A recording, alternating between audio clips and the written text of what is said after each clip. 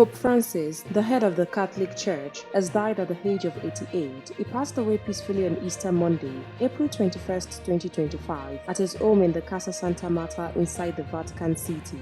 Just one day earlier, the Pope made a surprise appearance at St. Peter's Square during the Easter Sunday celebration. Despite recently battling double pneumonia, he greeted thousands of worshippers. Now, people all over the world are talking about who will become the next Pope. For the first time, two African cardinals are being considered as top choices: Cardinal Peter Turkson from Ghana and Cardinal Fridolin Mbongo Besongo from the Democratic Republic of the Congo. Cardinal Peter Turkson is 76 years old. He became a cardinal in 2003 and is known for his work on peace and justice. He also helped write the Pope's famous letter on caring for the environment. Some people think he's too progressive, and in 2021, he was moved to a smaller job in the Vatican. Cardinal Fridolin Mbongo Besongo is 65 years old and became a cardinal in 2019. He led the huge Catholic community in Kinshasa, which has about 7 million members. He is known for being peaceful, humble, and caring. However, he is not well known in Europe and North America.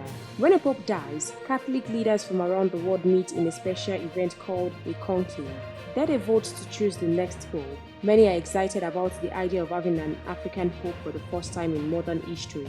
This change would show how the Catholic Church is growing in places like Africa and Latin America. The world is waiting to see who will take on the big job of leading 1 billion Catholics around the world.